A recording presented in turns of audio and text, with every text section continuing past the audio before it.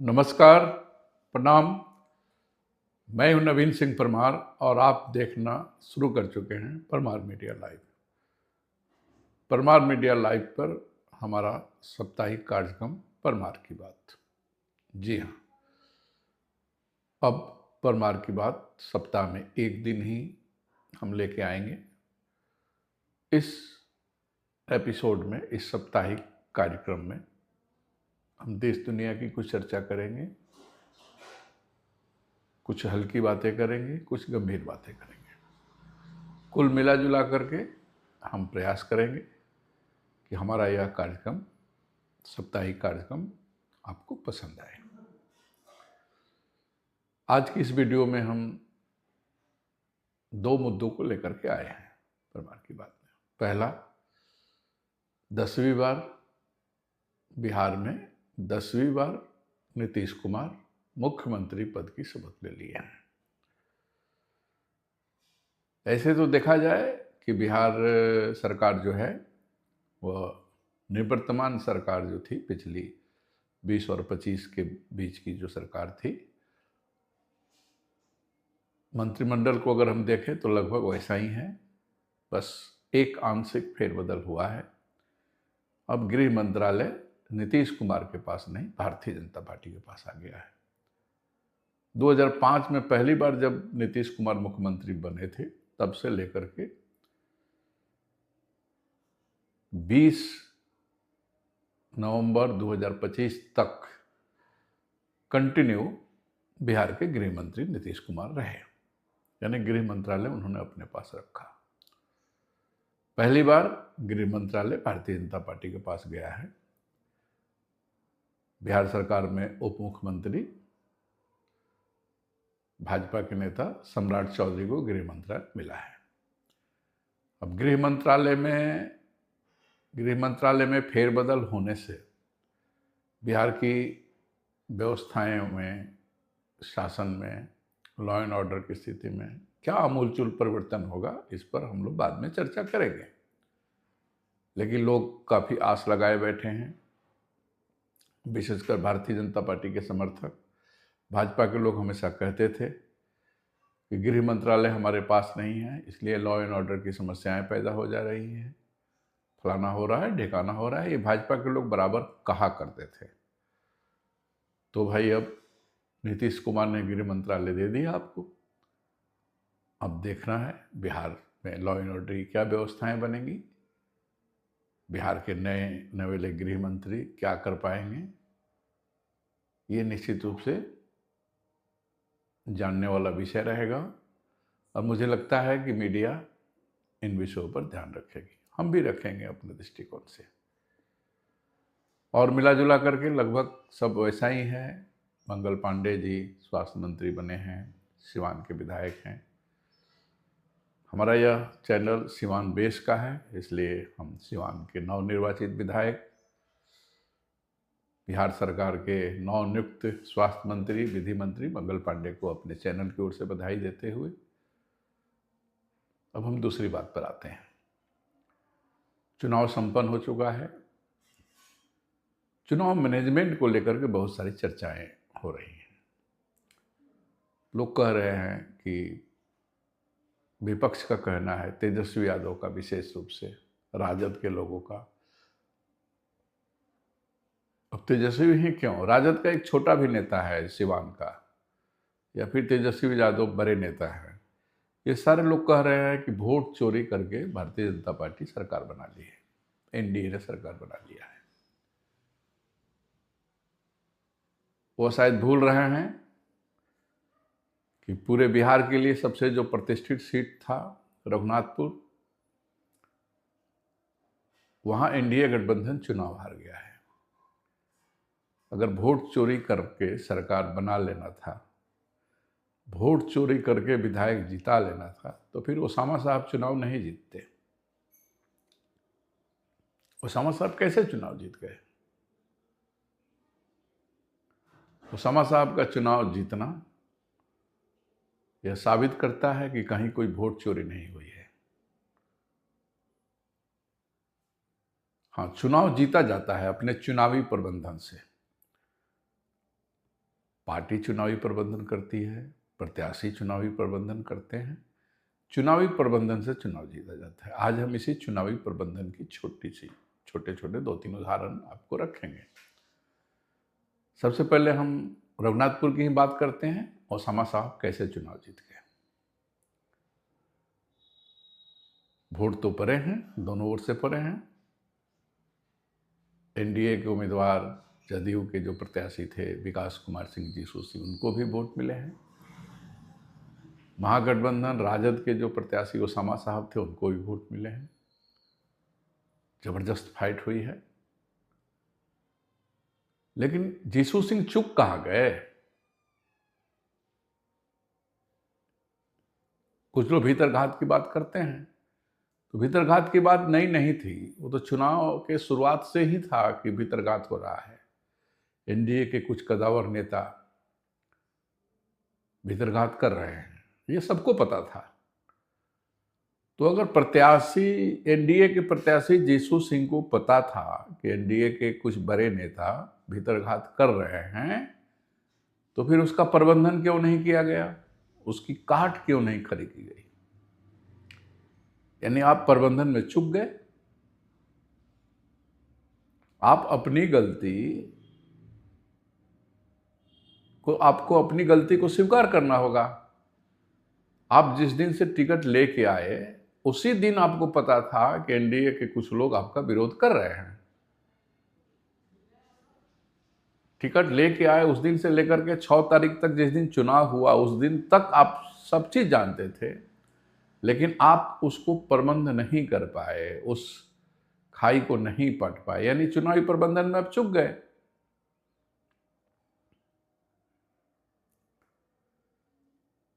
अब प्रश्न ये उठता है कि आप कहेंगे कि हमको सहयोग नहीं मिला। तो सहयोग के लिए तो व्यवस्थाएं खड़ी करनी पड़ती हैं, सहयोगी खड़ा करना पड़ता है। आपने सहयोगी नहीं खड़ा किया, आप चुनाव भले लड़े। और आप क्या लड़े? भारतीय जनता पार्टी के कार्यकर्ता लड़ रहे थे। आपके पास कोई टीम तो थी नहीं चुनाव लड़ने की। अब भले ही पिछले 6 महीने से चुनाव की तैयारी कर रहे थे, लेकिन आपने ऐसा कोई टीम नहीं खड़ा किया था जो चुनाव आपके लिए लड़ रही हो सकता है कि टीम हो भी, लेकिन मेरे जैसे लोगों को, जो लोग चुनाव के बाहर रह करके चुनाव को देख रहे थे, मुझे तो नहीं लगा कि कहीं कोई विशेष टीम आपके लिए काम कर रही है। मैं यह बात इसलिए दावे के साथ कह सकता हूं कि 2-3 मुद्दों पर बात करने के लिए मैंने 2-3 बार स्वयं प्रयास किया कि आपसे मेरी बात हो जाए। आपके कई लोगों को फोन भी किया, लेकिन किसी को यह नहीं लगा कि मेरी बात आपसे करवानी चाहिए। एक पत्रकार के नाते, आपके एक शुभचिंतक के नाते मैं आपको कुछ बताना चाहता था, लेकिन हमारी आपकी बात नहीं हो पाई। दूसरी बात, ओसामा साहब के प्रबंधन को लीजिए। ओसामा साहब और उनकी टीम इस बात को जानती थी कि एनडीए के उम्मीदवार का क्या क्या कमजोर पक्ष है।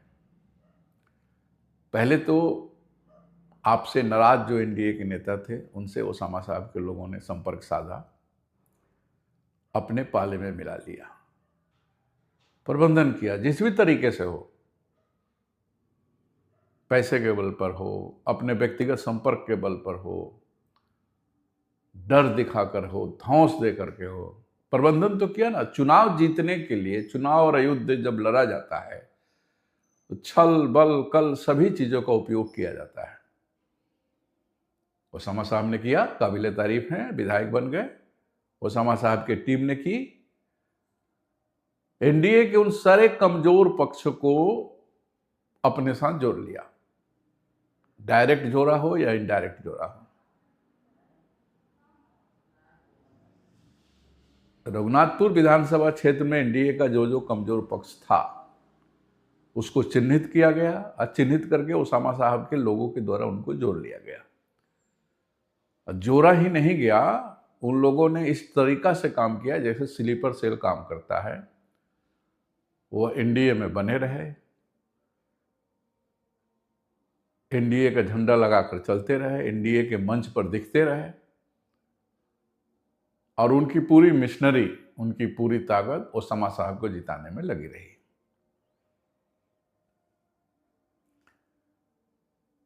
ये रघुनाथपुर का बच्चा बच्चा जान रहा है, मीडिया के सारे लोग जान रहे हैं।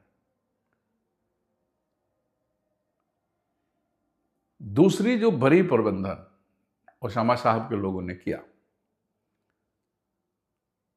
मेरे देखने से, वह यह प्रबंधन था कि उन्होंने लगभग 100 के करीब, 100 से 150 के बीच में उन्होंने ऐसे बूथों का चयन किया जहां ओसामा साहब के समर्थकों की बहुतायत संख्या थी।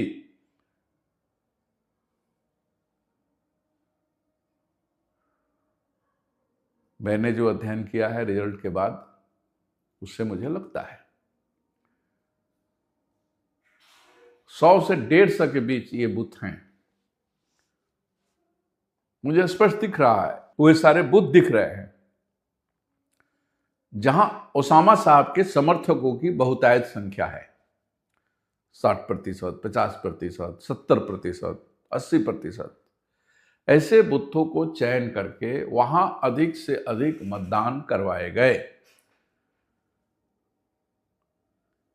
मतदान का तरीका क्या था, ये एक अलग विषय है, लेकिन दिखा सब साफ सुथरा। लोग पंक्ति लगा करके मतदान कर रहे हैं, सारी व्यवस्थाएं मैनेज हो गई थी, प्रशासन मैनेज था, वहां तैनात पुलिस बल मैनेज, वहां विरोधी पार्टी का पोलिंग एजेंट मैनेज। अब वह कैसे मैनेज किया गया, ये काम विपक्ष का है ढूंढना, हमारा काम बताना है। वो सारे मैनेज हो गए, अपने व्यवहार के बल पर किया गया कि धौंस देकर किया गया, जैसे भी किया गया। केवल मैनेज ही नहीं हुए, अधिक से अधिक मतदान कराने के लिए वोटर खड़ा किए गए। अब बूथ कैप्चरिंग वाली तो बात है नहीं कि बैलेट एक व्यक्ति सारे बैलेट को छाप देता है। अब तो ईवीएम में जाकर बटन दबाना है, लाइन लगाना है, लाइन लगाना पड़ेगा क्योंकि मजिस्ट्रेट घूम रहे हैं, सारी व्यवस्थाएं हैं। मीडिया से भी तस्वीरें वीडियो बना करके वायरल किया जा सकता है, इसलिए बूथ के बाहर पंक्ति को दिखाना जरूरी था और वह पंक्ति दिखाया गया। वो 100 से 150 के करीब ऐसे बूथ हैं। अगर एक लाइन में कहा जाए तो वो साइलेंस बूथ कैप्चरिंग था। इसके लिए बड़ी तैयारी की गई थी ओसामा साहब के द्वारा, वोटर इकट्ठा किए गए थे, एक एक बूथ का अलग अलग मैनेजमेंट किया गया था, जो लोग बाहर थे उनको बुलवाया गया था, कुछ अगल बगल गांवों से भी शायद मैनेज किया गया था। यानी लाइन लगा करके वोट गिरवाया गया अपने पक्ष में। और ये वोट गिरवाने का दिन भर सुबह से तो जो भीड़ लगी ही रही, 3 बजे के बाद, 4 बजे के बाद एक एक लोगों को खोज करके वोट गिरवा दिया गया। जैसा आंकड़े आ रहे हैं, आंकड़े देखने को मिल रहे हैं कि 4 बजे से 6 बजे के बीच में काफी ज्यादा वोट का प्रतिशत कुछ बूथों पर बढ़ गया है। इसको चुनावी मैनेजमेंट कहते हैं, जहां एनडीए चूक गया, एनडीए के प्रत्याशी चूक गए।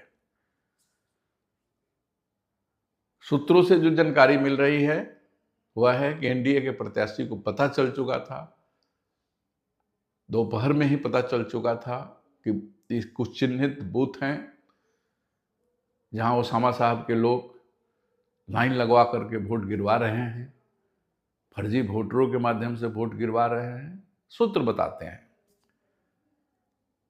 प्रत्याशी को पता चल गया था, लेकिन प्रत्याशी, एनडीए के प्रत्याशी उस फर्जी वोट को रोकने में कामयाब नहीं हुए। अब कामयाब तब होते ना जब बूथ पर जाकर संघर्ष करते,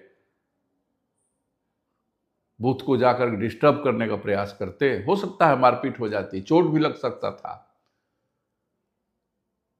तो भाई लड़ाई लड़नी है तो चोट का परवाह आप करेंगे, मारपीट का परवाह करेंगे, तब तो आप चुनाव नहीं जीत पाएंगे। आपका प्रबंधन फेल है। यानी एनडीए के प्रत्याशी को पता था कि कुछ चिन्हित मतदान केंद्रों पर जबरदस्त वोटिंग हो रही है, फर्जी वोट हो रहे हैं। वह प्रशासन को सूत्र बता रहे हैं कि वह प्रशासन को गुहार करते रहे, लेकिन प्रशासन क्या करेगा? बूथ से जब कंप्लेन आएगा तब ना प्रशासन जाके कुछ करेगा। पोलिंग एजेंट मैनेज हो गए होंगे वहां, या फिर आपके पोलिंग एजेंट होंगे ही नहीं। आपका कागज लेकर के वो ओसामा साहब का पोलिंग एजेंट बैठा होगा। ऐसा होता है चुनाव में।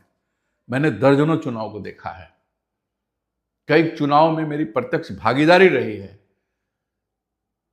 एक बूथ पर अगर 5 पोलिंग एजेंट बैठे हैं, वो 5 के 5 एक ही प्रत्याशी के पोलिंग एजेंट होते हैं, अलग अलग प्रत्याशियों का कागज लेकर बैठ जाते हैं। मैं ऐसे दर्जनों बूथ को मैंने देखा है, नजदीक से देखा है। एक दो जगह मेरी भागीदारी रही है, मैं वोटर रहा हूं या फिर पत्रकार के नाते मैं वहां उपस्थित रहा हूं। मैं पहचान रहा हूं कि सामने वाला पांचों पोलिंग एजेंट एक ही प्रत्याशी का पोलिंग एजेंट है। चुनाव में ये सब होते हैं, साम दंड भेद सब अपनाने पड़ते हैं। तो भाई 2025 का बिहार विधानसभा चुनाव वोट चोरी से कोई नहीं जीता है, अपने मैनेजमेंट से जीता है। हर प्रत्याशी ने अपना मैनेजमेंट किया। जिस प्रत्याशी ने बेहतर मैनेजमेंट किया उसको बेहतर रिजल्ट आया। जो प्रत्याशी मैनेजमेंट करने में फेल हो गया वो फेल हो गया। ये तो रघुनाथपुर विधानसभा की बात है। मैनेजमेंट की एक दो और चर्चा करके मैं इस वीडियो को समाप्त करना चाहूंगा। सिवान जिला मुख्यालय का सीट, सिवान विधानसभा 105 सिवान विधानसभा, आप लोगों ने देखा होगा जब मंगल पांडे जी यहां प्रत्याशी बन के आए, सबसे ज्यादा विरोध था। सिवान के 8 विधानसभा क्षेत्र में एनडीए के अगर सबसे ज्यादा एनडीए किसी प्रत्याशी को शुरुआती दौर में विरोध झेलना पड़ा तो वह मंगल पांडे को झेलना पड़ा, क्योंकि बहुत सारे लोग यहां टिकट के लिए आस लगा के बैठे थे। भाजपा को जो 3 सीटें मिली थी, सिवान, दरौंधा और गोरियाकोठी, दरौंधा में भारतीय जनता पार्टी का सिटिंग विधायक, वहां भाजपा में कोई विरोध नहीं था। गोरियाकोठी में भारतीय जनता पार्टी का सिटिंग विधायक, वहां कोई विरोध नहीं था भाजपा में। लेकिन सिवान में 10-10 उम्मीदवार थे भारतीय जनता पार्टी में, कदावर नेता थे जिनकी वोट है, गांवों में संपर्क है। सभी लोग चाहते थे कि मुझे टिकट मिले। सबका टिकट कट गया, पार्टी ने काट दिया और मंगल पांडे को यहां प्रत्याशी बनाया। मंगल पांडे जब पहली बार आए टिकट लेकर के तो इतना जबरदस्त विरोध था जिसकी कल्पना करना मुश्किल है। लेकिन मैनेजमेंट, मैं जिस मैनेजमेंट की बात कर रहा हूं, मंगल पांडे मैनेजमेंट के मास्टर निकले। 6 नवंबर को जिस दिन चुनाव हो रहे थे, उस दिन एक भी प्रत्याशी ऐसा नहीं था, एक भी भाजपा का कार्यकर्ता नेता ऐसा नहीं था जो मंगल पांडे के विरोध में खड़ा हो। भले वो समर्थन नहीं कर रहा था तो विरोध भी नहीं कर रहा था। मंगल पांडे ने मैनेज किया, सारे प्रत्याशियों से सीधे बात की। मंगल पांडे के लोगों ने बात की, एक एक प्रत्याशी के घर गए, जहां भी थोड़ी भी संभावना दिखी कि यहां विरोध हो सकता है, वहां जाकर के बात किया गया, मैनेज करने का प्रयास किया गया, फोन करवाया गया। बहुत सारे समूह हैं, अलग अलग जातीय समूह हैं। अफवाहें थी कि फलाने समूह में वैश्य वर्ग विरोध कर रहा है, तो वैश्यों की अलग बैठक कराई गई। एक नहीं दर्जनों बैठकें कराई गई। कुछ लोग कह रहे थे कुशवाहा वर्ग विरोध कर रहा है, कुशवाहा समाज की अलग अलग बैठकें कराई गई। विचार परिवार के संगठन, भारतीय जनता पार्टी के जो विचार परिवार के संगठन हैं, दर्जनों संगठन हैं, उनके कार्यकर्ताओं को एक्टिव किया गया, प्रत्याशी ने स्वयं एक्टिव किया, एक एक लोगों से संपर्क किया। इसको मैनेजमेंट कहते हैं। काफी कांटे की लड़ाई में मंगल पांडे ने शानदार सफलता प्राप्त की। सिवान के विधायक निर्वाचित हुए, सरकार में मंत्री बन गए। तो आज की परमार की बात में मैनेजमेंट की बात हमने किया, चुनाव प्रबंधन की छोटे छोटे 2-3 उदाहरण मैंने देने का प्रयास किया कि कैसे चुनाव प्रबंधन किया जाता है। कोई ओसामा साहब से सीखे, उनके टीम से सीखे, कोई मंगल पांडे से सीखे। अगर भविष्य में चुनाव लड़ना है किसी भी दल से, किसी भी पद के लिए, वो मुखिया का चुनाव हो, बीडीसी का चुनाव हो, विधानसभा का चुनाव हो, विधान परिषद का चुनाव हो, तो फिर मैनेजमेंट सीखना पड़ेगा। ओसामा साहब की टीम से सीखना पड़ेगा, मंगल पांडे की टीम से सीखना पड़ेगा। हमारा आज का वीडियो आपको कैसा लगा आप निश्चित रूप से बतावें। हमने बेबाक तरीका से अपनी बात को रखने का प्रयास किया है। हमने जो देखा है उसको हमने रखने का प्रयास किया है। हो सकता है हमारी बातें कुछ लोगों को खराब लग गई हों, इसके लिए मैं क्षमा प्रार्थी हूँ। सांच को आँच क्या भाई, हमारी तो पहले से ही परमार मीडिया अपने स्थापना काल से ही ना केहू से दोस्ती ना कहूँ से पैर, सारे लोग हमारे अपने हैं। जो भी हमको सुनता है वो हमारा अपना है। हमें जो अच्छा लगेगा हम उसको बताने का प्रयास करेंगे, हमें जो उचित लगेगा हम वो सलाह देने का प्रयास करेंगे। मानना नहीं मानना आपका काम है। अगले सप्ताह फिर हम परमार की बात लेके आएंगे और हम चर्चा करेंगे सिवान के किसी एक विधानसभा के प्रबंधन की, और कुछ नई बातें होंगी उसकी भी हम चर्चा करेंगे। हम एक विधानसभा की प्रबंधन की हम प्रयास करेंगे कि सिवान के सभी प्रमुख विधानसभा के क्षेत्रों में प्रबंधन की क्या स्थिति रही, हारने वाले की क्या कमी थी, जीतने वाले की क्या अच्छाइयाँ थी, इसकी हम चर्चा करें। अगली बार फिर हम एक विधानसभा की चर्चा करेंगे, हारने वाला कैसे हार गया, जीतने वाला कैसे जीत गया। तब तक के लिए आप जहाँ भी रहिए स्वस्थ रहिए, मस्त रहिए। परमार मीडिया लाइव देखते रहिए। परमार मीडिया लाइव पर अनवरत अलग अलग विषयों को लेकर के वीडियो आते रहेंगे। आप हमारे सारे वीडियो को देखिए, हमारे सारे वीडियो आप तक पहुंच जाएं, इसके लिए आप बेल आइकन दबाना नहीं भूलें। हमारे चैनल को सब्सक्राइब कर दीजिए।